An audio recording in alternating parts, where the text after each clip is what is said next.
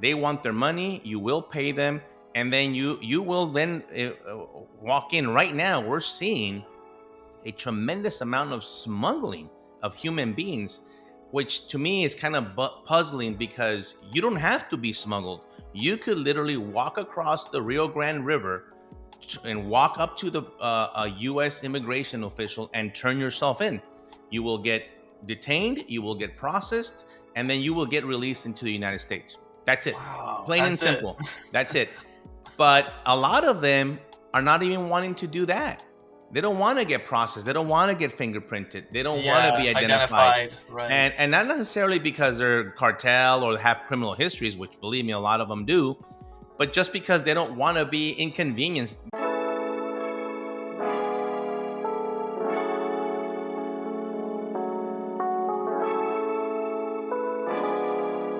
You're listening to Board with Nelly.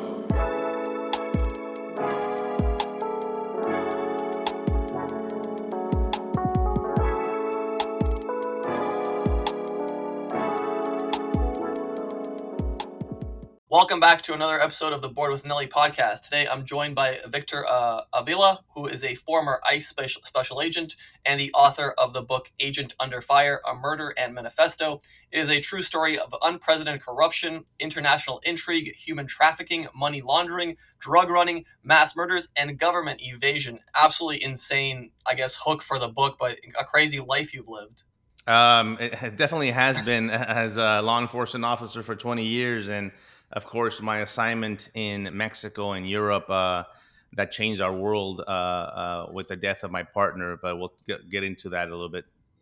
Yeah, tell me a little bit about yourself. My podcast is a little bit of variety. I like to just go into anything and everything. I like to learn, especially about the career that you chose, and then how you became, I guess, a special agent. Yeah, I'm a first generation Hispanic, born and raised in Texas. My parents immigrated to this country legally and started my criminal justice career as a state parole officer. That's supervising people that are released from prison, state prison, and that I was really introduced to that at a very young age into the criminal underground and dealing with people that crime is their life.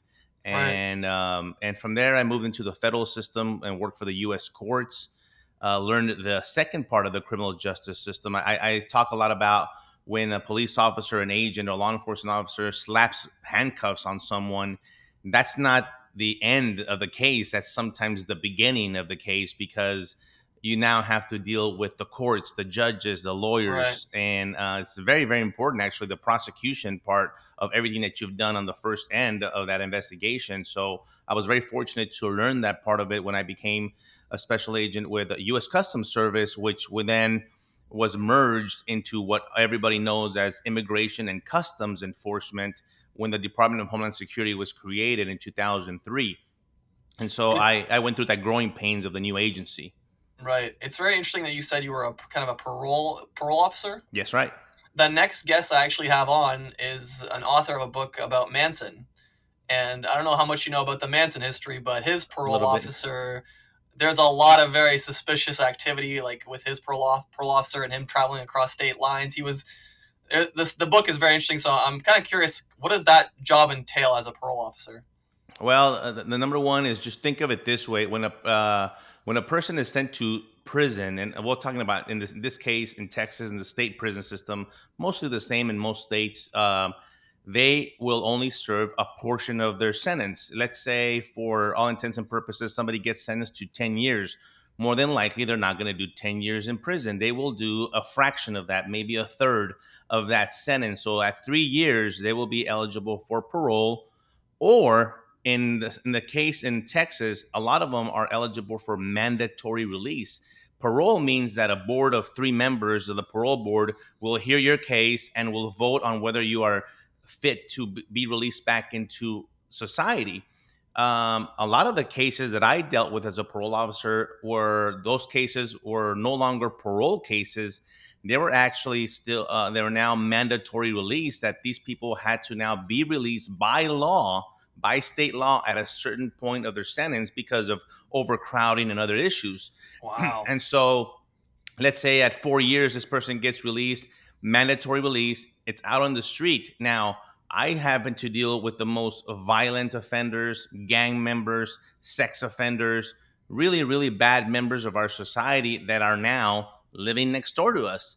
And so I supervise them, what they call it a super intensive supervision, meaning they're on an ankle bracelet monitor. They can only go to certain places, worship, work, and we would surveil them because the last thing we want to do is have them reoffend and commit Sure. another crime, especially the sex offenders against children and stuff like that. So, and I was a gang intelligence officer, got to talk to a lot of these offenders on a one-on-one basis, spend a lot of time with them, and really got to understand their world Right. of the crime world that they live. You know, I say this a lot. I would go to the family members, and when one of them violated, I would go inform the family that their son, their brother, whatever, is going to go back to prison for 3 or 4 years because he's been revoked. And they would be like, okay, I guess he's not going to be here for Thanksgiving. Wow. And just like be okay with it. In my family, if somebody would go to prison, that would be a tragedy. Sure. Of But in course, in that most normal world, families. in most normal families, but in this case, they're so used to it that they the recidivism rate is so high that 98% of them would reoffend. Only Wow. 2% will actually never reoffend again. And so we got drug use, we got so many other issues in there Is that we that deal with. discouraging for you? Is that a discouraging part of the job to know that your job is almost essentially waiting for the moment for them to screw up and kind of go back? That's about right, and and so what people need to understand is a lot of the police work in general is of the same people. Police Right. are not arresting brand new people every day. If that was the case, we wouldn't have any capacity in Right. any jail. It's Right. mostly the same people that continue to reoffend over and over and over again, and that's why we have the type of criminal justice system that we have, and especially now that it's probably a subject for another day, but the lack of punishment in some of these cases where we have a revolving door with no bail, all these other issues, very little punishment or a slap in the hand, well, it makes it easier for these offenders to then go and commit more serious crimes.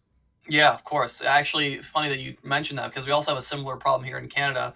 I talked to a journalist who reported on a gang here that was trying to basically do business with Mexican cartels. It was like the first of its kind about 20 years ago.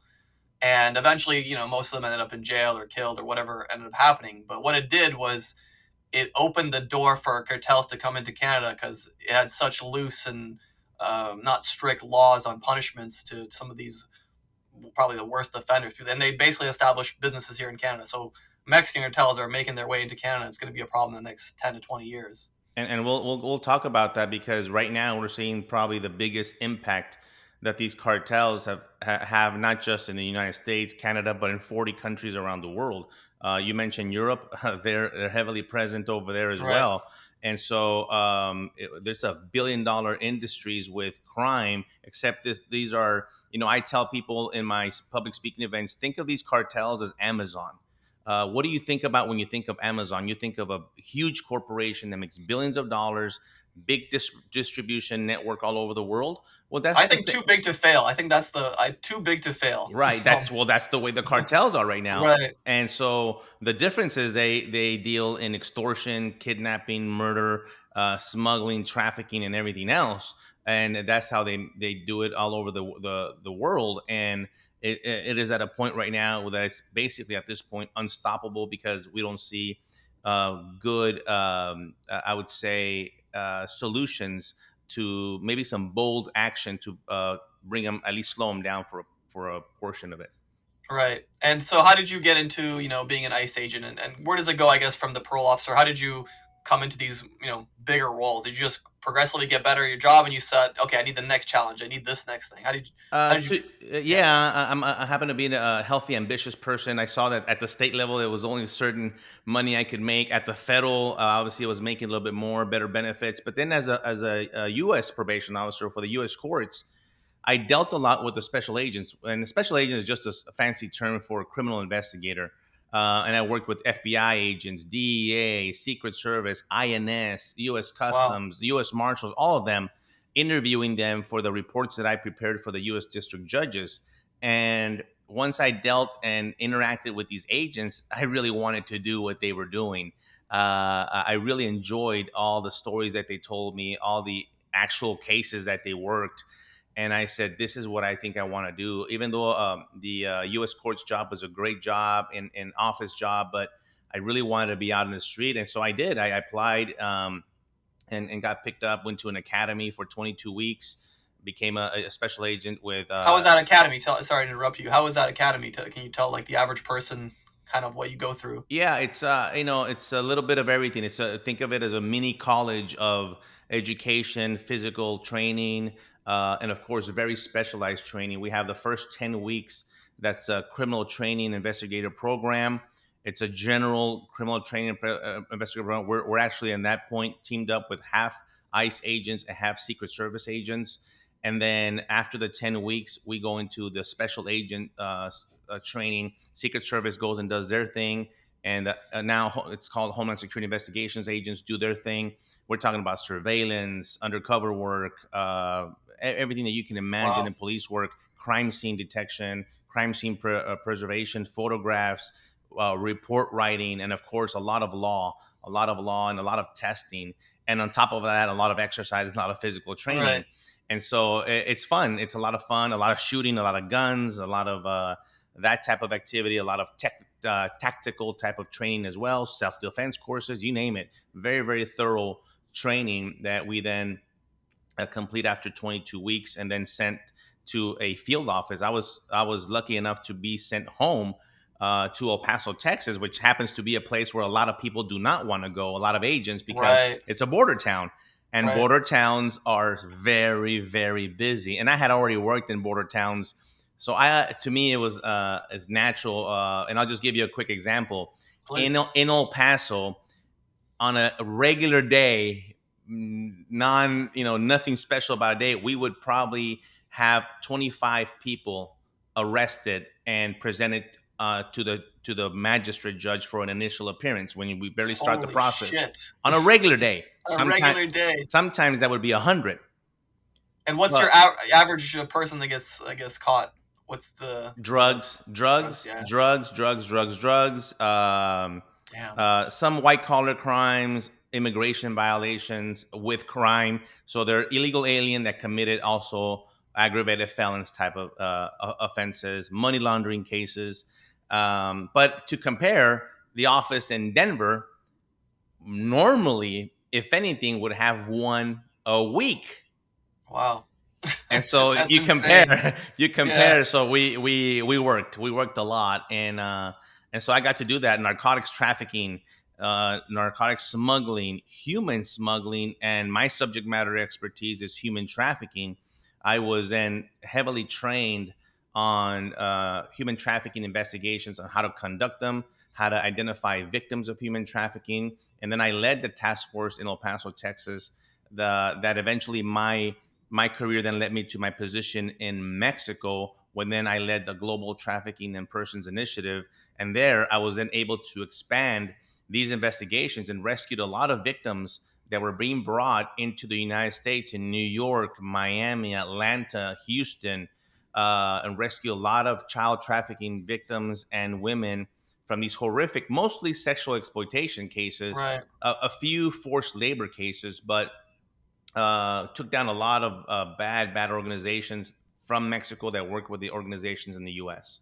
So there was like almost no moment of I've seen other interviews you talk about. You've said police work is the most boring job on the planet till it's literally the most interesting job on the planet. Something like that. It was so Yeah, close to that. that's true, Where and it's that's mostly like I guess in that interview I was referencing more like a patrolman, like a policeman right, on the ground, because I worked a lot with them, and a lot of people think it's the policeman is ongoing. No, it's mostly actually very boring.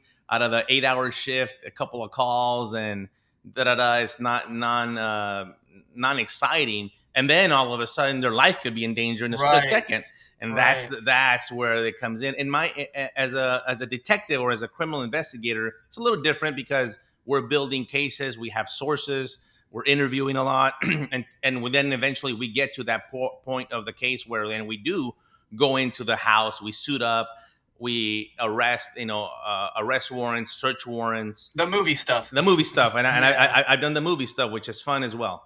Right. That's insane. So yeah, it seems like your job is pure stress and chaos, right? A little bit. It's A got to be lot of you it. got to be a special person who want to, that line of work. Well, you get to see a lot of things. You get to see a lot of things that you don't necessarily want to see, especially in my case with the child trafficking. I mean, there's images and videos that you never can get out of your head, Right.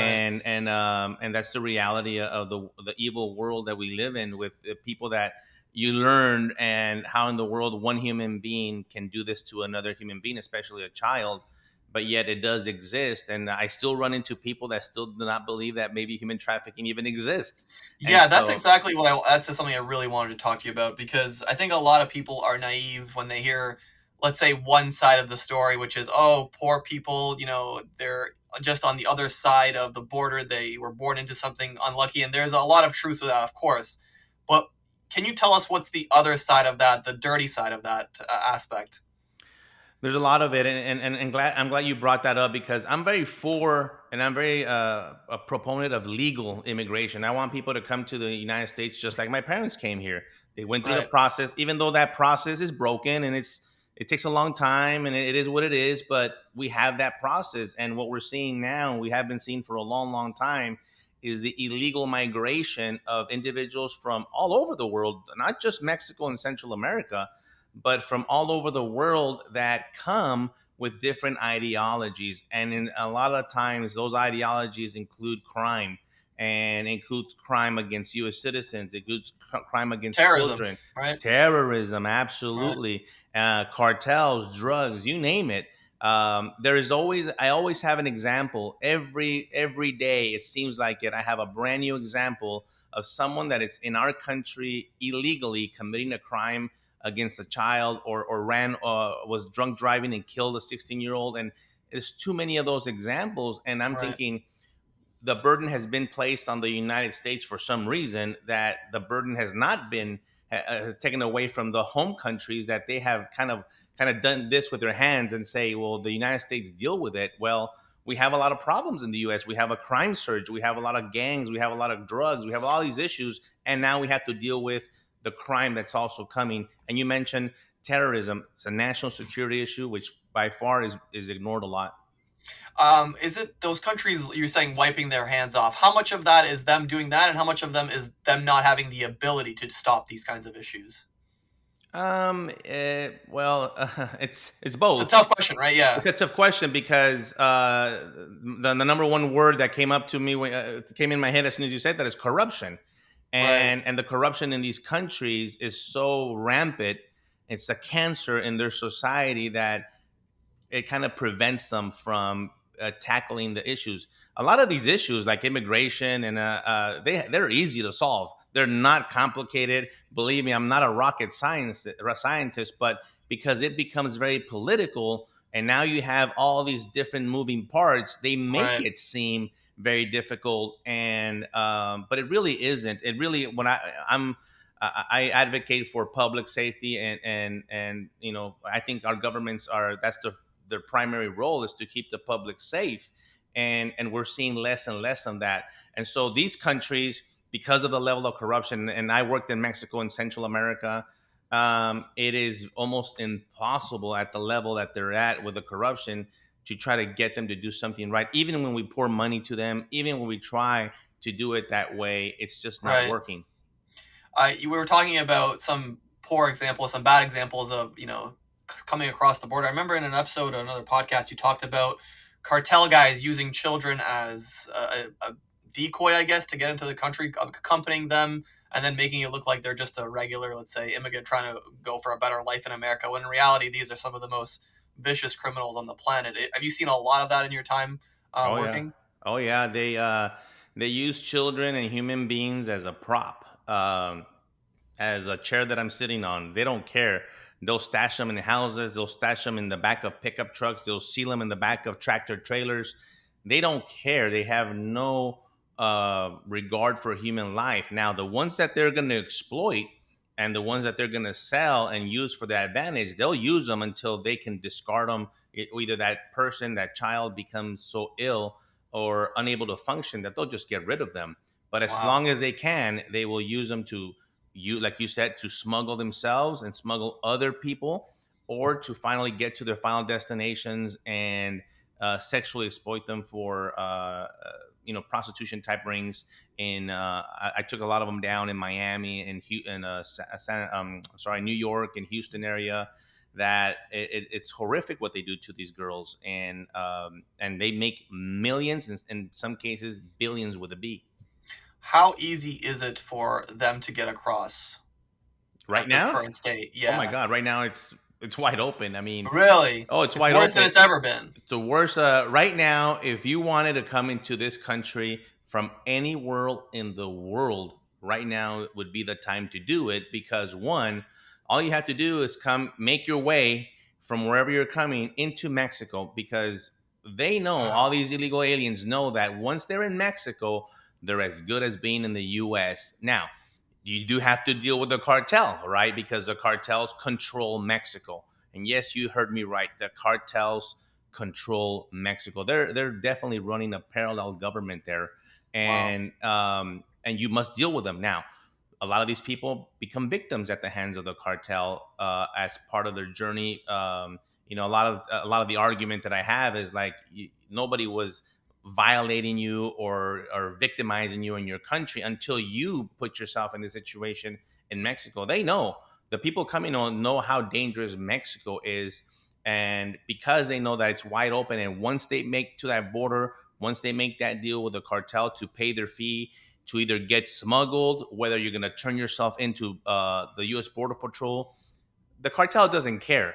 They want their money. You will pay them, and then you will then walk in. Right now, we're seeing a tremendous amount of smuggling of human beings, which to me is kind of puzzling, because you don't have to be smuggled. You could literally walk across the Rio Grande River and walk up to a U.S. immigration official and turn yourself in. You will get detained, you will get processed, and then you will get released into the United States. That's it, Wow. plain and That's it. simple. That's it. But a lot of them are not even wanting to do that. They don't want to get processed. They don't want to get fingerprinted. They don't want to Yeah. be identified. Identified. Right. And not necessarily because they're cartel or have criminal histories, which believe me, a lot of them do, but just because they don't want to be inconvenienced. Guess what? They don't want to later in 4 or 5 years have to go to a court and explain to a judge that in fact there was no credible fear. There is Right. no your asylum, and I'm doing this in quotes. Your asylum case is really a non-case, and you're using our asylum criteria fraudulently to make your way into the U.S., because the majority of over 90% of these individuals coming into our country do not qualify for asylum. We know that. Wow. The Department Wow. of Homeland Security knows that. The asylum officers know that. Yet under this administration, they're continuing to ignore that. The asylum criteria is very easy. You have to be persecuted by the government of the country that you're coming from, your government, for simple reasons. One, for your religious beliefs, or your political reasons, or if you're a member of a specific group. That's it. Not because there's a lot Wow. of crime in Guatemala, Right. not because there's a lot of gang members in El Salvador. You know what? People tell me, I interview a lot of these individuals at the border, and they tell me these reasons, and I tell them, you know what? We have a lot of crime here. Right. And Right. go to Chicago, go to Baltimore, go to New York, go to LA, go to Austin, Texas, and you'll see Really. Austin, Texas. murder rates have gone up tremendously Wow. throughout the country, and but we are ignoring that. This administration is ignoring that criteria, allowing them to come in, and most of them will never see from them again. And guess what? Who is incorporating themselves in through all these groups? The ones that you mentioned, that we call in the Department of Homeland Security special interest aliens, SIAs, that come from these special interest countries that have potentially been sponsored by terrorism. And we're Wow. talking about Bangladesh, Somalia, Yemen, Syria, and just what last week, I think has been, maybe even it was this week, that CBP was disclosed that we have encountered 42 potential terrorists on the no fly list, on the terror watch list in our southern border. Whoa. 42. How many did we not detect that have Right. actually come in that are, believe me, to get on this no-fly list, on the terror and watch list, is very difficult. And once you're on there, you're potentially you're a terrorist, and we're watching you. How did they? And we encountered them in Mexico trying to come in. How many did we miss that are possibly setting up cells in the United States to possibly do us some harm? That's insane. I think most people that don't know enough about this would find that shocking, or at least should be a little bit shocked by that kind of information that's That's coming right. straight from the source. That's right. Let me ask you something. Let me ask you, what are some of the craziest cases you worked on during your time as an ICE agent?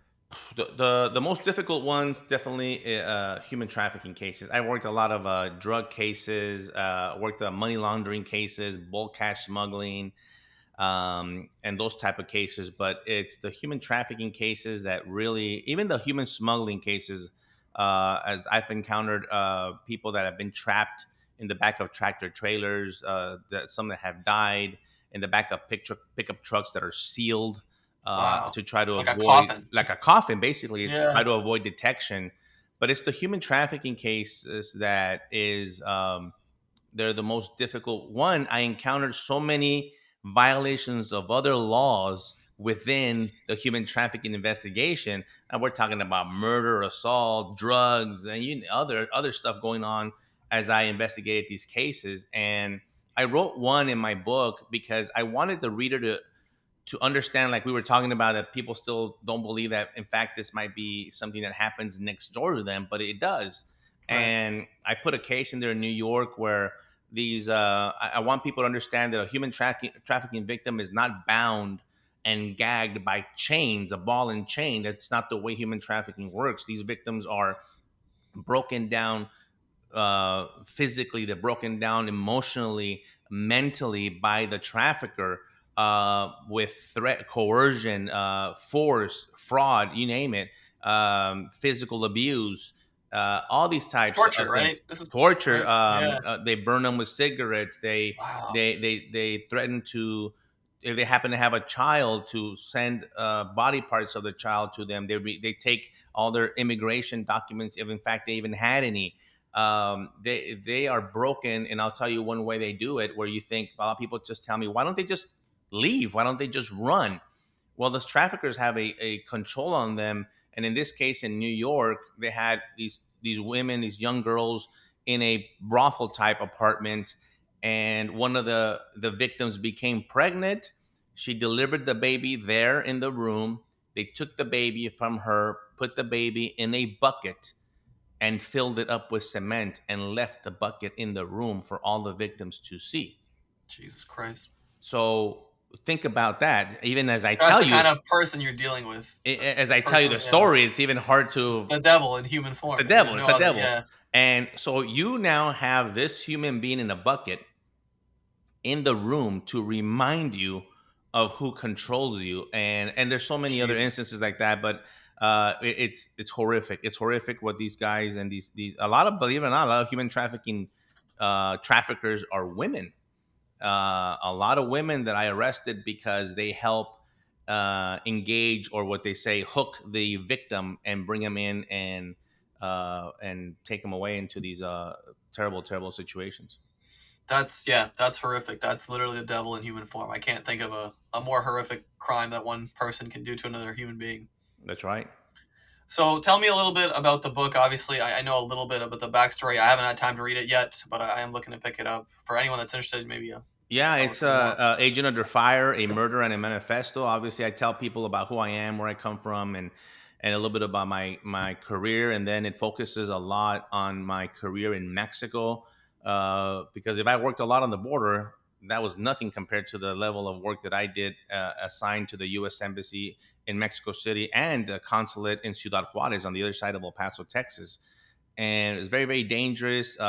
In 2011, my partner, Special Agent Jaime Zapata, and I, traveling in Mexico City on the way back. I'm sorry, in Mexico, going back to Mexico City, were ambushed by Los Zetas cartel. It's a big, very, very violent cartel that has now since factioned off. They still exist, but they Just faction off. divided. They divided into a new name. It's called CDN, or in Spanish, Cartel del Noreste, or Cartel of the Northeast. Right. They're still there, and we were ambushed, and with 8 of them surrounding our suburban, shooting at us over 100 rounds. Special Agent Jaime Zapata was tragically killed in the line of duty next to me. I was shot 3 times by them, once in my chest and twice in my left leg. And I sit here before you by the grace of God as a miracle that I survived that. But able to tell the story and bring that story in the book and these interviews, so people could understand Right. that in fact there are people serving abroad in other countries to trying to protect our homeland. The level of violence, and I've seen evil firsthand in its eyes with these cartels and the impact they have in a lot of things in our, it's not just the drugs, but in our economy, our school systems, our criminal justice systems, our healthcare systems. They have a huge impact with the influence that they bring, and they don't just deal in the humans and drugs. They deal in the oil and gas, Everything. the They've got their avocado hand in every industry, game. the lime Right. industry, you name it, they are in Wherever there. there's money. Money, money, money, money. That's the name of the game. It's money and power. And so I talk about that in detail. The shooting I go into in detail, and then of course a little bit of the aftermath. With a lot of people when they read it, will be very angered by the response of my own government and the failure to me and my family. And so, and that's the book. And then at the end, I wrote this manifesto part saying, you know what, I kind of, for a while I just was known as the agent that survived. Well, that's the guy that was involved in the shooting. But Right. I'm like, wait a minute, I know a lot about border security. I'm an expert in certain fields, and I want to write about it. And so, if you read the book today, you're going to get a very, very clear picture of what's happening at our southern border right now. Right. Because I wrote it a little over a year ago, and it seems like I wrote it today. And I talk about, well, we talked about asylum, the wall, sanctuary cities, and the crime associated with all this, the drugs and the human trafficking. And really, from a person that's been there and done that, I really want the reader to understand this is it is real. It's It's a real happening. problem. It's a real Yeah. problem. It's very interesting because you also didn't even mention the part of the book which is talks about the guns and where the guns came from, which is the biggest Absolutely. part of the story, right? Big problem with Operation Fast and Furious. If your listeners remember that big debacle under the Obama Biden administration, where they were allowing thousands and thousands of guns, mostly AK-47 type weapons, to be walked or allowed into Mexico under the direct supervision of the federal government. And it killed a U.S. Border Patrol agent in December of 2010, Agent Brian Terry, which kind of blew this whole case up. And then 2 months later, on February 15th of 2011, we were ambushed, and 2 of those weapons were used against us and killed Agent Zapata. And so we've had thousands of people killed with those weapons in Mexico, and those weapons have been used in Benghazi. They've been used Right. in Everywhere. France. They've been used in a lot of places all over the world, and it's something that no one has ever been held accountable for doing. For people that don't understand, can you talk a little bit about Fast and Furious? I think some people are thinking about the movie, but this is a much worse Yeah. disaster with the guns. So Fast and Furious was an operation that started mostly by the ATF, alcohol, tobacco, and firearms. But it was FBI, DEA, even ICE was involved in it, and these task forces. It started out of Phoenix, where they thought it was a good idea that we would allow what we call straw purchasers, or people that with a clean background, to go buy these guns at gun shops, in this case in Arizona, and then take them into Mexico with no further supervision whatsoever. Now, I worked in Mexico. There was a way, at least to attempt to say, you know what, let's set up an operation to, when they hit the Mexican border, we get with the Mexican government, we'll follow these guns up to a warehouse and then take everybody down, right? Right. Like a controlled delivery type of thing that we used to do a lot in the US. But no, none of that part two never existed. It was just let them walk. Well, they walked thousands and thousands of weapons into Mexico and basically armed the cartels. And the cartels have murdered tens of thousands of people in Mexico. and including the Wait, two what kind of U.S. tracking is there on these guns? Is there any kind of tracking when they were? No, none other I than thought. the serial number. That's it. Are you? In my mind, I thought when I read this, I'm like, oh, they're tracking these guns. They probably have some sort of detection on something high tech government that I don't know about. That's like a little chip with like I can't even see it, and they know where the gun is, who's holding it, how hot the gun is. Like, you know what I'm saying? That's what I thought. Yeah, you because you have common sense, and that just did not exist with this operation, and it wasn't, so it went from Phoenix or Arizona, and they started to spread this model throughout the United States. Our case, the two weapons were sold out of Texas, that led into Mexico and armed the Zetas. Then Operation Fast and Furious gets more complicated because the shop owners, the gun shop owners, were like, wait a minute. Even they said, even when the government was telling them, the ATF agents, go ahead and sell this guy 700 AK-47s. Okay, the first time it's the federal government telling me to do it, I guess it's okay. But after a while, the gun shop owners started questioning and said, wait a minute, this is not right. Yeah, they're This is living in the communities where they just sold 700 guns to a how random person. Yeah, how right. in the world? And when the gun shop owners started questioning, the government went after them, and some of them were even put in jail, and their licenses were revoked, and all these problems were retaliated against the good people. Right. So it makes no sense, and it's gotten a lot of people killed. And Mexico is very well aware of it. They try to sue the U.S. government. I think it was last year they filed a lawsuit to because they said that the United States government was complicit Arming in cartels. arming the cartels and blah blah blah. Nevertheless, we have never been able to gather any official documentation because back then President Obama exerted executive privilege on all these documents, and once that executive privilege order comes down, those documents are basically sealed forever. So now, not Wow. So only there's on no explanation for why the hell this even happened in the first place, or who was directly responsible for creating this no, thing, I right? mean, we know that it went all the way to up to President Obama. Okay. Our Attorney General Eric Holder was held in contempt of Congress. That's the first Attorney General in history to be Wow. held in contempt of Congress, basically lying to the U.S. Citizen population that he didn't know, but in fact he did know, that he was aware that these weapons were going south. And so you ask me why? Why? Well, because they hate guns, and they hate the Second Amendment of our Constitution, and I think they figured this is a Get rid of way, them this way? a gun control. That's right. Oh, wow. That's crazy. That seems like absolutely ludicrous plan to just let me ask you a cynical question then. Does the US government have any reason why they would want to keep Mexico unstable in this kind of cartel ruled place? Excellent question, and the answer is no. They're not holding Mexico accountable, and I tell you, it's a very easy answer. It's called money. Right. There's billions of dollars in trade with Mexico. Billions. You just saw last week when our governor of Texas held up the inspections for tractor trailers at one of the ports of entry in Laredo, Texas, to inspect them. But basically, it was mostly just to hurt Mexico because of the illegal immigration. Well, it accomplished nothing other than the goods that were in those trucks were spoiled. We're talking about produce, we're talking about furniture, we're talking about all these things, and there was $1 billion loss in 1 week.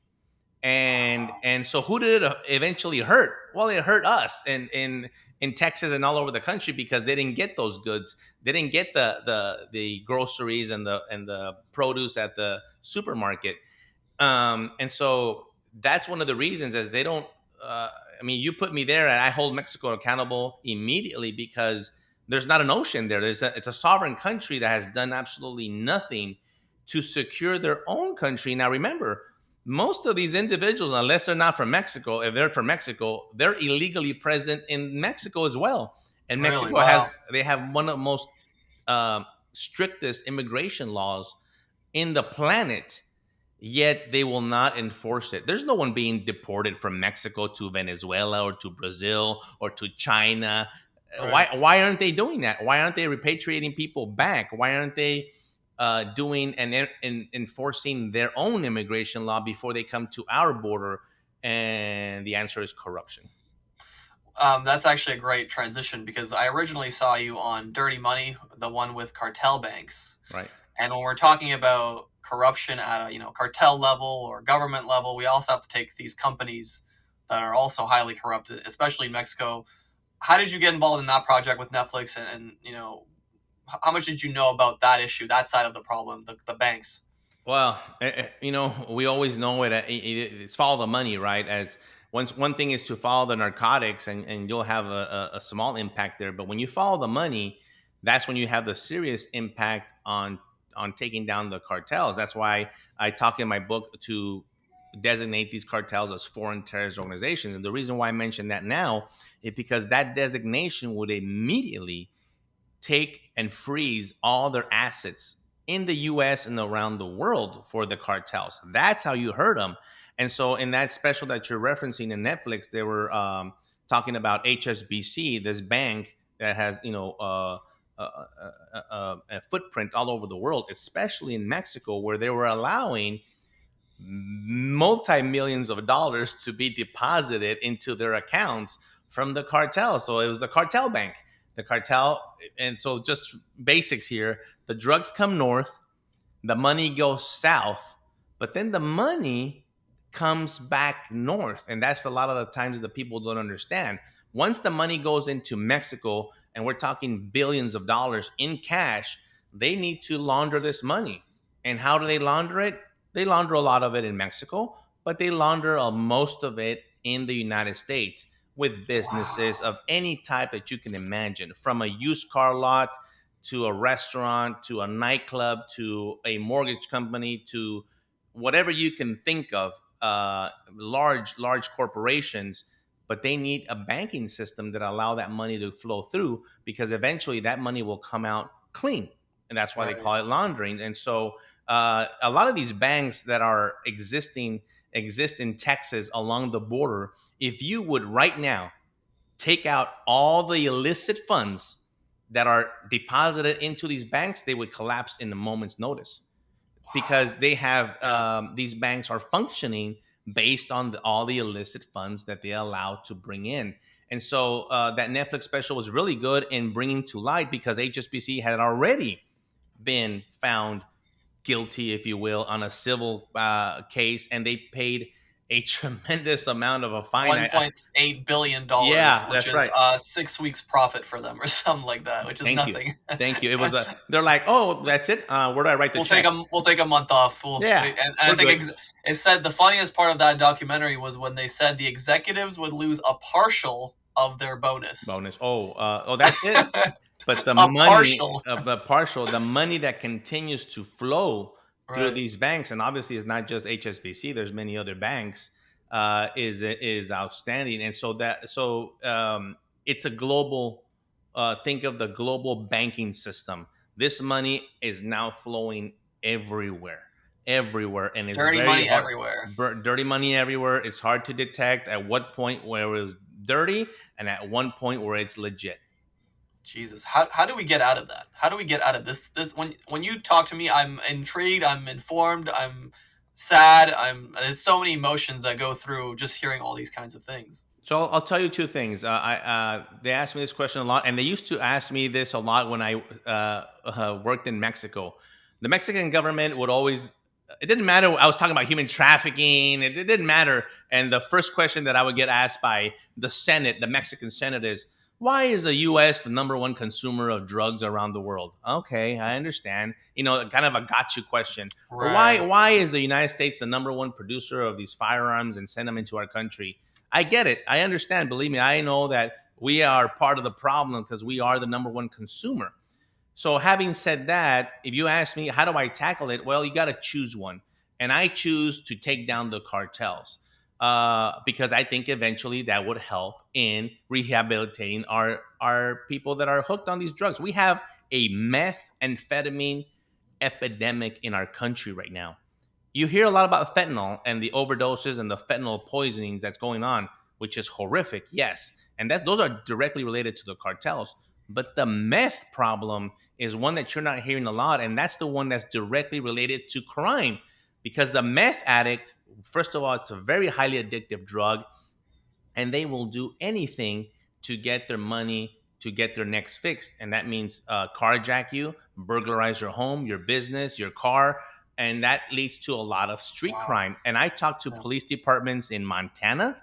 I just got back from South Dakota, and their number one issue is meth, meth, meth, meth. So I say, designate some of these cartels as foreign terrorist organizations. First of all, that designation would immediately give the United States brand new resources like Department of Defense resources. It would allow us to freeze assets, to not allow anyone to now do any new business. So if Right. you, with the cartels, you right now, if you start emailing someone, an ISIS member, you're gonna get a knock on your door by the FBI, right? Right. I hope Because so. Actually, I actually hope so. To be honest. because Sure. Yeah. you're associating with a terrorist organization. Well, that would be exactly the same thing if the Sinaloa cartel would be designated as a foreign terrorist organization. That gang in Chicago that continues to buy the meth and the fentanyl from them, well, now they're dealing with a terrorist organization, and they're now supplying them, and now they now become associates of that terrorist cell. So you can go after them, and the rules change. The Right. prosecutorial process is different. We go pick these people up. And so what I think it would be, yes, it's cumbersome because it would bring in the state and locals and a lot of people together, prosecution and all that. But I think eventually when you start doing that, the gang members and the people that dealing with all the cartels are going to be like hands off. They're like, hey, wait a minute. I'm not I'm not a terrorist. I'm not dealing with a terrorist organization. I don't want anything to do with terrorism. And so we'll see it start cleaning up. But that's what I'm talking about. Takes a lot of courage, and it takes a lot of bold action from our elected officials, which is nowhere near where we're at right now. Well, the one thing that really stood out to me in that documentary, which was maybe something some of the people that watched it might have missed, was I see these two people from the bank, testifying in front of Congress, and then quickly in there's a little part where they say, "Oh, this guy that's testifying was actually a former Congress member." So there is a high incentive for anyone that gets into a government position to not piss off these banks or these big corporations too much, because if they do, that cushy position after their time in office just vanishes. Or maybe, they hire someone else over you because, let's say you put an extra $1 billion on the bank as a fine or whatever it might be. You're absolutely right, and it's financial contributions to campaigns. It's future jobs. A lot of these people have all of a sudden have a standing position with these law firms if they're a lawyer, with these corporations, which eventually become lobbyists, right? And so they've been on one side and they just flip up to the other. So that's absolutely true. Wow. There's something I did want to talk to you after your, horrific, whatever you want to call it, incident. I don't know, attack, or That ambush. Yeah. What happened after that? Kind of. What was your life like? And I know it probably took you many years to probably recover fully, and maybe you're not even fully recovered. But tell me about the experience after that. Horrific. The aftermath of the shooting was worse than the actual shooting itself, and that tells you a lot. It was ongoing. There was absolutely no support from my agency. Now, I did have support from other law enforcement agencies and other law enforcement organizations, and I'm grateful for them. One of them is the Federal Law Enforcement Officers Association, FLIOA, that was very, very, they were there from day one. And but unfortunately not my agency. It got to the point where, yes, it took me about 6 months to finally recover physically, get back to walking and all that. My PTSD that I was diagnosed with didn't hit me until almost a year later. It was kind of weird. I was fine. I wanted to get back to work. We ended up going to Spain, not for the reasons that you think. It was basically because I demanded them. We wanted to be out of Washington D.C. Lived in D.C. and in Madrid, trying to get our lives back together. And then about 8 months into it, one day I did not want to get out of bed, and I cannot tell you how that came about. It just did. My wife Right. tells me one day, "Aren't you going to work?" And I said, "No." And I said, why not? And I said, I don't feel like going. And she's like, what's going on? And I don't know. I don't know. I mean, this was, I went into a very, very dark place with depression and anxiety, these horrific Flashbacks and stuff, and flashbacks yeah, and what they call terror. Instead of nightmares, they call them night terrors. And it was bad. It was bad. And with a lot of help from a lot of professionals and counseling and all that, it took many years. But what I didn't realize for a long time is that my agency didn't want me back to work there. Eventually, I was placed on workers' compensation, which is a place where an injured worker is placed, and I was then had to decide where you're going to work after this. And well, the doctor said you're not going to be a special agent anymore. That's it. You got to do something else. So that was hard for me to even accept. Like all of a right. sudden, I You can't worked your do. whole life to get to that moment, Yeah, and and so now yeah, you can't so do hard, that. such a hard thing to achieve, and yeah, Yeah, you can't do that anymore. So okay, and the Department of Labor was not any help in designating me as a security officer. That's what they right. said I was. I said, "What are you talking about, security officer? I'm not a security officer. I'm a criminal investigator." And so the separation was the best way for me. I tried to get an early retirement. I had about 20 years in. They denied that, and I went the medical route, and I sought a medical retirement, which I was finally granted. And then I was able to separate from the service in 2015 with a medical retirement. And that's where we're at right now. And so now I wrote the book. There was a documentary that was done by Sky News. If you guys Yes, I want to, saw that. Yeah, that yeah, was a great one. I'll there's a leave great links one. to all of this below. Yeah. Yeah, Agent Under Fire, Agent Down. I'm sorry, Agent Down is the name of the documentary. And so I said I got to write this book, and got a little bit involved in politics, and really to become a voice about the border. I have my expertise. I want to share that. I want to be able to brief. I brief a lot of politicians. I brief a lot of individuals Who and might not be consult. aware of They might your not be aware firsthand it's wrong. experience. Yeah, because I continue to go down there. I'll be in on the border next week, Wow. and I go there about once a month. I've been, especially last year, I've been going there a lot because of what's happening, and I get to see firsthand, talk to the agents, talk to the supervisors, talk to my friends and colleagues, and they tell me the real story of what's happening, and I try to share that. Let me ask you this, because you've been screwed over quite a few times by government or your higher officers. First of all, being sent on such a dangerous mission in the first place, where no one else wanted to do it, or that was deemed to be dangerous, even in documentation. The journey you guys took to get this equipment was, no one wanted to take that route, right? No, no. So I that's tell. one, and then after that, you find out that the guns are from the government. That right, and then after that, they don't treat you well. Give you anything in terms of early retirement or whatever. The road to recovery is difficult for you.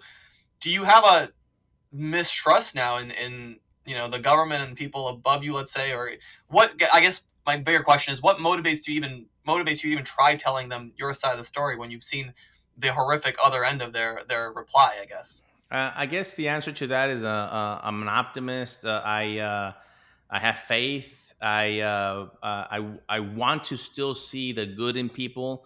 I want to still see what the good things that our government can do, and I try to focus on that. It's very difficult because all I see is negative, negative, negative Right. coming out of these administrations. So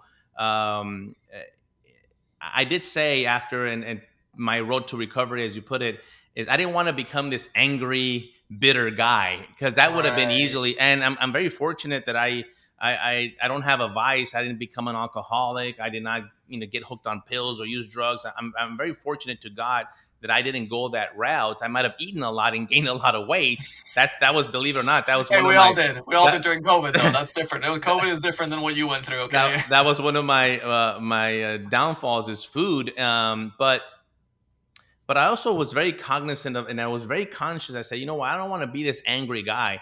I want to be able to serve a purpose here, and I want to be able to be focused and say we can see things better. We can be able to come up with solutions. It's difficult, and especially in this political atmosphere. Boy, are Sure. you telling me? but it hasn't stopped me from doing it. I think that I will continue to do it as much as I can. And the word that I use, and I don't use it lightly, is the truth. Is be able to just tell the truth, whether you like it or not. I do a lot of speaking engagements, and I get called back because I will tell you the truth. And a lot of people appreciate that. When right nowadays there's Absolutely. a lot of Yeah. singing and dancing, a lot of political things, and I go out there and I say, this is the way, really the way it is, from someone that's been there and done that. These are solutions that we should do. And some of it is not popular. And I have a model and a quote that I have in my website. I say it's important to make the hard right decision instead of the easy wrong one, which I think we've been doing for a long Absolutely. time. Absolutely. Selfishly, I have to ask you about Spain. Yeah. As someone that is thinking of moving there in the near future, I do have to ask what that was like. What were you doing there, and how did you enjoy it? Oh, it was incredible. You're gonna love it. The culture, the Spanish, the food. The food is, you know, I had jalapenos shipped in because there's none. There's Really? none. There's none. They just don't like spicy food there, and I love spicy food. Right. We had whoever came in, family members, like bring us a bag of jalapenos, and then we would find a couple of Mexican restaurants in there that were very good. I enjoy the ham, the cheese, the wine, and the Yeah, of coffee. course. Of Woo, course. let me tell you, my wife stayed with the wine. I call her a little bit of a wine snob. I kind of let up a little bit on the wine, but the cheese, the ham, the social aspect of Spain, I enjoy. And I'll tell you this, and I tell my kids this, and I remind them a lot of, in the United States of America, we have become a society that we're afraid of everything. We don't Right. question anything. I'll give you an example. If we go to a function, a concert, or wherever, and there's a line, we as Americans will just stand there in the back of a line, and we don't know what the hell the line is for. Right. And we'll be there for an hour, and then we get to the front and realize, oh no, this is not the ticket line. Oh, what the hell? In Spain, and partially in Mexico still, but mostly like in Europe and in Spain, people are more what's the word, forward, more. They'll go in there and say, is this the ticket line? Am I standing in the right place? They're not Right. embarrassed. They're not They're embarrassed. more comfortable in their own skin, maybe. I don't know, something Very like that. comfortable. And so some people interpret that as rude, and I interpret that as liberating. Right. that Honesty. that honesty. Should I park my car? Yes, park your car. It's a parking. Right. Here we're so afraid. Can I walk across? Yes, they're more bold in that way. Right. And I really appreciate that, dealing with the Spanish government. Very, very honest, very blunt at times. And a person that I'm that way, I really appreciate that. And so there is some adjusting that you have to do. You eat later, lunch. I mean, they eat like crazy all Right. day, but very small portions, as you probably know that. I mean, the very first time my wife and I went to the restaurant, as soon as we got to the country, we were eating the same amount of food that the table next to us had with 5 people. They And knew right away you're we're like, Americans. oh, these guys are Americans. And what do you mean you're having, like, well, we felt kind of, and then you know what happened? We started losing weight Really? because of the Mediterranean diet. Now, we ate a lot of bread, but it was fresh bread, daily bread, Right. without the Right. preservatives.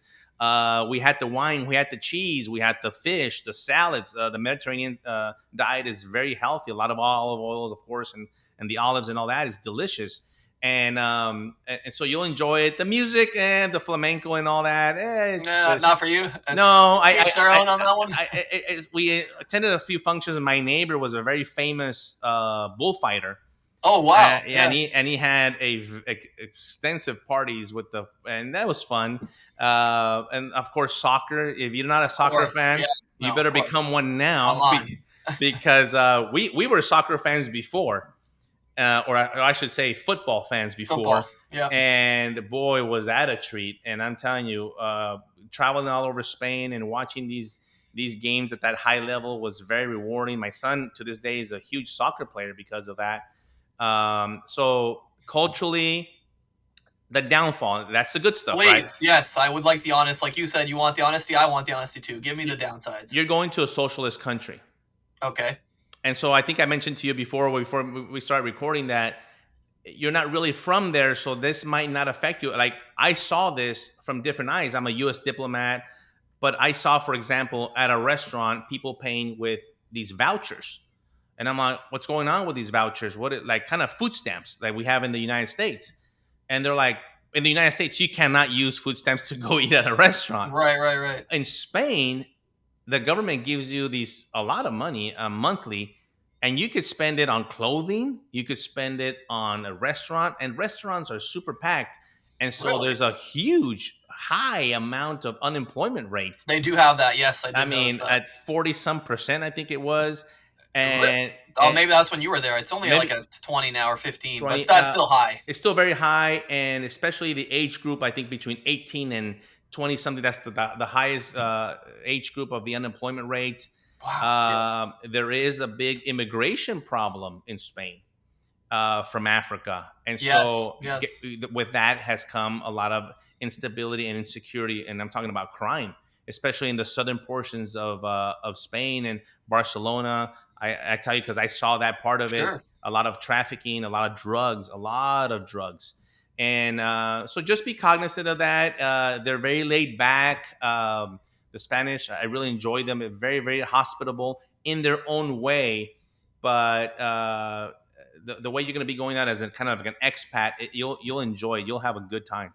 And plus, guess what? You get to travel all over Europe because you're already there. Yes, that's what I was thinking. Yeah. The train is expensive, but we fly. It was very affordable. Like 30 euros. Actually, so I spent last summer there, and I for 3 months I lived in Valencia, so I really. Oh, okay. I love Valencia, and Nice. I used to take the train from Madrid to Valencia, the speed Oh, train. yep. With a little cup of coffee, and you're there. You enjoy things in Europe that you think, why in the world do we not have this in the United States?